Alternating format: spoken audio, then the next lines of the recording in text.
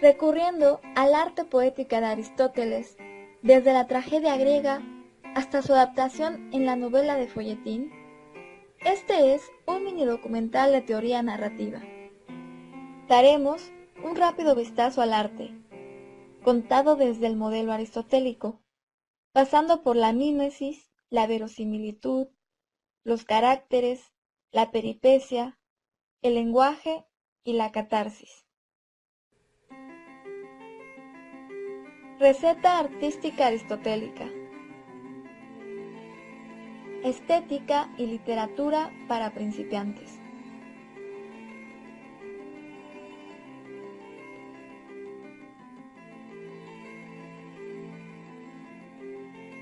...384 años antes de Cristo.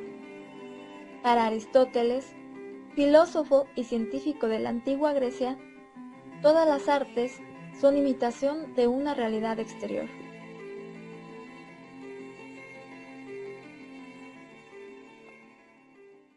Conocí el arte poética de Aristóteles en las primeras clases de mi carrera de lengua y literatura hispanoamericana. Lo vimos, por ejemplo, en la clase de autores clásicos, en la de narrativa, incluso en una de estética. En realidad, la poética de Aristóteles es una teoría. Se le puede llamar una teoría de la intriga, una teoría de la estética o una teoría de la narrativa. Esta teoría, a la que llamamos ahora teoría aristotélica, o más bien modelo aristotélico, fue la primera en su género, y de hecho, todas las teorías narrativas están basadas en este modelo aristotélico. Bueno, en un principio, esta teoría que creó Aristóteles, la poética y bueno, también la retórica de la que hablaremos a continuación, eh, fue, fue hecha basándose en la tragedia griega, pero a la vez pues la resignificaba, porque fue hecha para la tragedia griega y la tragedia griega a la vez se basaba en esa teoría. Podemos ver claramente que se adapta muy bien a Edipo Rey, por ejemplo. El modelo aristotélico es totalmente aplicable a cualquier arte. Podemos verlo muy bien ajustado a las artes plásticas y, por ejemplo, la pintura, la escultura. Pero esta vez en este video nos enfocaremos a su aplicación en la novela, que obviamente asimismo es, es adaptable al arte cinematográfico. Para escribir este artículo, que lo pueden encontrar en mi blogger, me inspiré en un libro de Umberto Eco que se llama El superhombre de masas, de teoría narrativa. Humberto Eco se adentra también en un principio a dar una introducción sobre el modelo aristotélico, muy importante para él en su libro, porque pues el superhombre de masas trata de la literatura de folletín. Y según Humberto Eco, la literatura bestseller o de folletín, que pues es la literatura popular, está basada en ese modelo aristotélico, casi fielmente. Entonces, el punto es que es muy importante tener esta teoría bien clara, ya sea para llevarla a cabo o para contradecirla, o uno como crítico literario para saber localizarla, poder identificarla en el momento que nos presentemos con una novela que esté basada en este modelo aristotélico, por ejemplo. En cualquiera de los casos, si eres escritor o crítico literario o incluso estudiante, debes conocer esta teoría, ¿no? Como alguien que se interesa en la literatura y en el arte. Y aquí un resumen de los puntos más importantes a tomar en cuenta referente al arte poética y también vamos a dar un punto referente al arte retórica, que también es otro libro, como veremos, más enfocado hacia el efecto que tiene la obra artística en el público. Para Aristóteles, todas las artes son una imitación, imitación de la realidad exterior, ya sea de la naturaleza o de acontecimientos humanos. ¿Cómo actúa la naturaleza? La naturaleza actúa con lógica, es decir, por medio de acciones causales, acciones que van a causar un efecto, pero no surgen las cosas en la naturaleza de forma espontánea ni de forma racional, ¿no? Surgen con lógica, con causalidad. Y Aristóteles habla de esto, de la imitación de una acción. O sea, a esto le llama Aristóteles una fábula, que es una secuencia de acontecimientos que se realizan mediante la elaboración de una intriga. Es decir, que debe haber una secuencia discursiva, una lógica en la secuencia de los actos en una intriga. A esta imitación se le conoce en la teoría aristotélica como la mímesis. La mímesis es un punto esencial en la poética de Aristóteles, porque es gracias a la imitación que el artista va a crear, ¿verdad? Pero no es sencillamente esto, no es sencillamente una imitación de lo real, es un artificio del artista, una elaboración del poeta sobre lo real. Esta elaboración, que está basada en la imitación de la naturaleza, el artista le imprime su propio estilo y mientras que se respeten estas normas de las que estamos hablando, de la lógica, la secuencia, el arte será una continuación de la misma naturaleza, va a ser una continuación del poder formativo de la naturaleza. Esto me encanta porque el arte no parece algo, más bien, pues no es algo que se cree en el mundo animal, digamos, ¿no? En el mundo natural y salvaje. Lo hace el hombre, sí, pero el hombre al basarse en la imitación hace que sea una prolongación del poder formativo de la misma naturaleza. Y bueno, cuando el artista logra conseguir esto y consigue construir organismos perfectos, no es que esté imitando las formas exactas de la naturaleza, está imitando el modo de reproducir de la naturaleza, está imitando la destreza, el quehacer de la naturaleza para crear, para formar. Incluso el artista puede obtener, imitar algo que sea desagradable, pero esa calidad con la que logra imitar esto va a producir el placer que es el que nos produce el arte. ¿Por qué el arte produce placer al ser humano? Y es que al ser humano le gusta conocer, dice Aristóteles, al ser humano le gusta aprender. Bueno, dice, al hombre le gusta aprender. A través del arte aprendemos. Lograr imitar un objeto desagradable de una manera que sea agradable a los sentidos y a la experiencia estética, esa es la labor del artista. Entonces hablamos de un componente importantísimo aquí, que es el placer, que sea, o sea, que sea agradable a los sentidos. Entonces, verlo imitado, de aquello que es producto de la mímesis, provoca placer. Y es por eso que el humano, una inclinación hacia el arte, un gusto al arte. El artista debe ser conocedor de la naturaleza humana y para lograr plasmar sus rasgos, sus sentimientos. Es por eso que Aristóteles, autor no solo de la poética, sino también de la retórica, como les decía hace un momento, era perfectamente consciente de que los parámetros que hacen aceptable o no a una intriga no radican en la propia intriga, o sea, la poética, sino radica en el sistema de opiniones que regulan la vida social. Esto es la retórica. Voy a pasar a darles las diferencias entre el arte poética y el arte retórica. Y es que la poética y la retórica son diferentes en el sentido de que la primera, la poética, trata de la escritura, de la forma en que está hecha la obra, ¿no? Los artilugios que son utilizados en las intrigas, ya sea en las tragedias, en las novelas, en las pinturas, esos artilugios que van a provocar un efecto. ¿Pero un efecto en qué? Y de eso trata la retórica, porque la retórica trata de las opiniones del público o del espectador, del lector, y de la forma de organizarlas para suscitar efectos en ellos. Y por eso es que la característica de piedad y terror no se encuentran definidos en la poética, en el libro de la poética, pero sí en el libro de la retórica. Y es que la obra artística debe tener incluso un impacto en la sociedad. Y ese es el sentido de la obra artística. Pues se supone que el público o lector debe aprender del arte, ¿no? Como les decía. Otra de las características que debe tener la intriga, según el modelo aristotélico, es la verosimilitud. También es llamada, bueno, tiene relación con la fábula. Ahora veremos por qué. Y es que eh, lo verosímil es lo que tiene un ordenamiento lógico en términos de causa.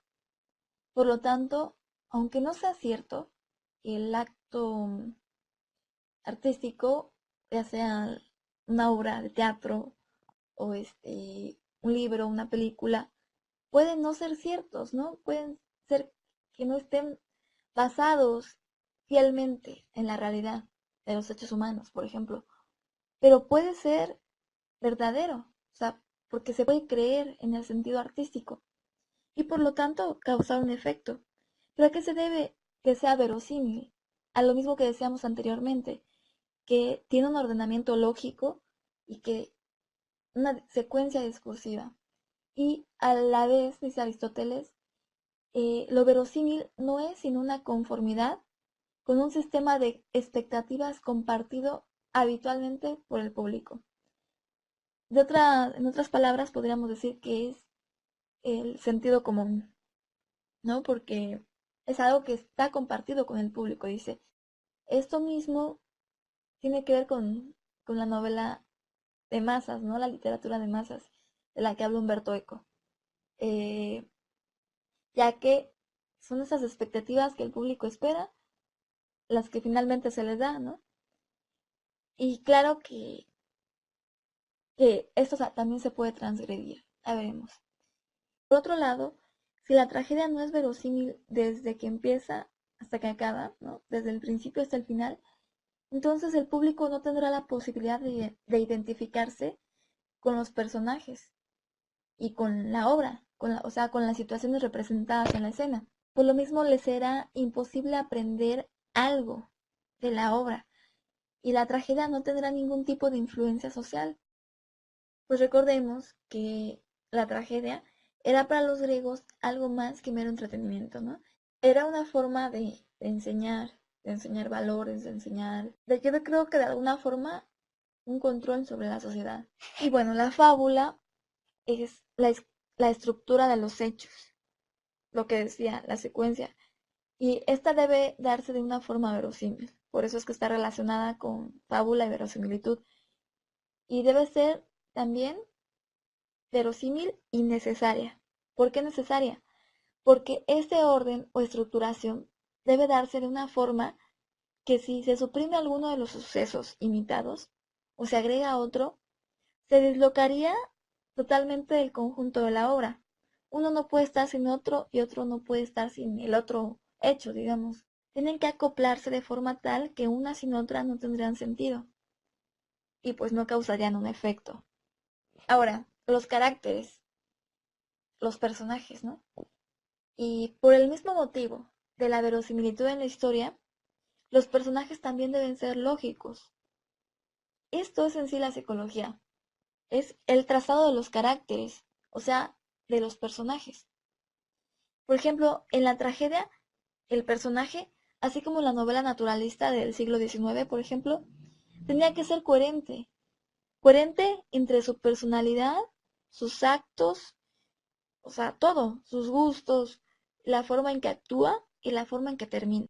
Tiene que actuar coherentemente con lo que es el correspondiente al personaje. Vemos, por ejemplo, en la tragedia griega, que incluso los personajes tenían nombres que indicaban qué es lo que eran esos personajes. Entonces vemos aquí que el lenguaje, la escritura, es decir, viene tomando aquí un papel totalmente accesorio, ¿no? El artilugio, porque es con el lenguaje que se llevan a cabo todos estos efectos que se causarán en el lector o en el público. La peripecia es otro punto muy importante en una obra artística. Este punto se daría exclusivamente, creo, en una novela o en una obra de teatro, no tanto como en una pintura, a menos que sea, no sé, una especie de mural que tenga una especie de secuencia de actos.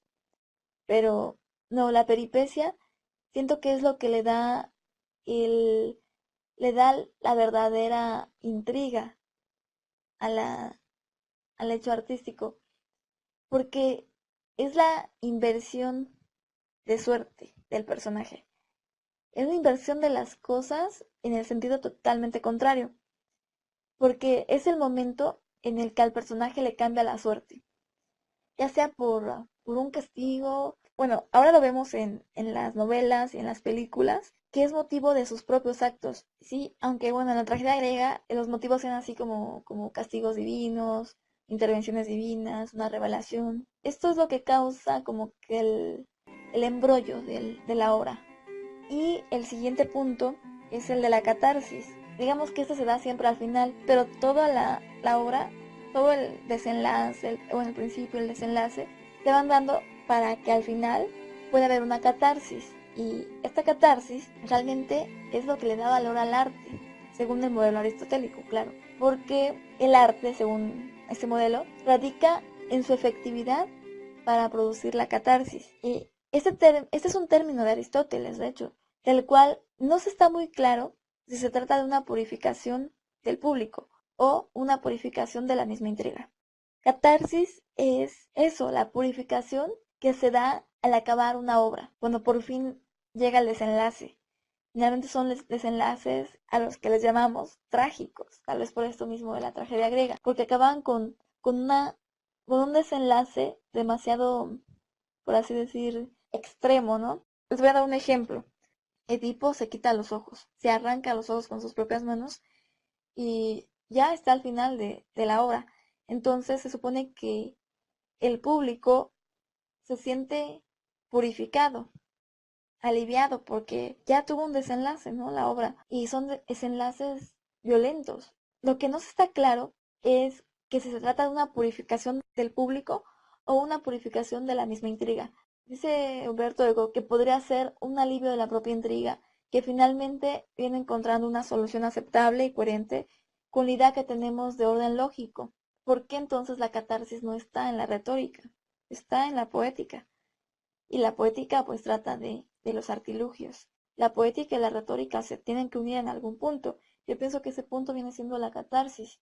Vemos lo que les comentaba del dolor, lo que viene siendo la piedad y el terror, que es cuando el público, eso viene en la retórica, el público siente, hay un momento en que siente piedad por el personaje, por el protagonista. ¿Por qué? Porque se identifica con el protagonista, pero es parte de la poética explicar la forma que el artista debe usar para conseguir que haya un efecto en el público, ¿no? Y entonces es ahí donde se une poética y retórica. No creo que haya confusión en este punto de la catarsis. Me parece que es claramente un efecto sobre el público, sobre el espectador o lector.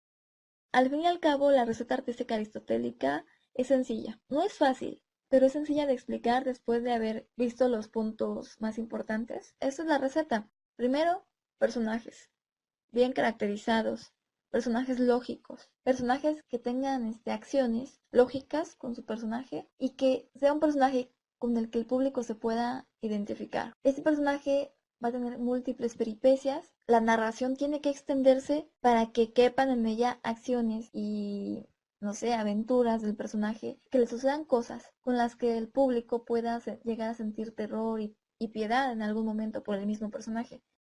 Por fin, cuando la tensión llegue al extremo, ya se va a hacer intervenir un factor que deshaga ese hecho. Y ese hecho generalmente en la tragedia griega es una revelación divina, un castigo repentino. Pero estos hechos van a deshacer el nudo que ya se estaba produciendo por la misma narración, por la misma intriga, ¿no? Por consiguiente, se van a deshacer también las pasiones producidas por esos mismos hechos del personaje. En cualquiera de los casos, lo que va a venir a relucir es la catarsis, la purificación de las pasiones humanas, por así decir, del público.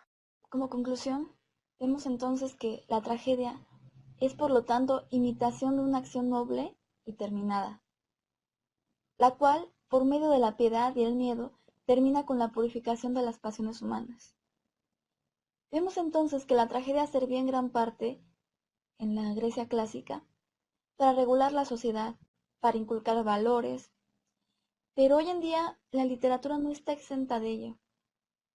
Se cataloga, como vemos en Humberto Eco, como mala literatura a la que expone sus valores sin ningún velo artístico y también a la que sigue fielmente y sin transgredir la receta aristotélica. Pero por último, cabe recordar que para transgredir en el arte hace falta conocer. Así que yo les invito a adentrarse un poco más en la teoría narrativa. Si eres artista, pues para sacarle el mayor provecho a tu creación artística, o si eres estudiante, para poder tener una base, ¿no? Un enfoque de análisis. Si te gustó, crees que te sirvió este video, regálame un like. Si quieres seguir viendo mis videos, también puedes suscribirte.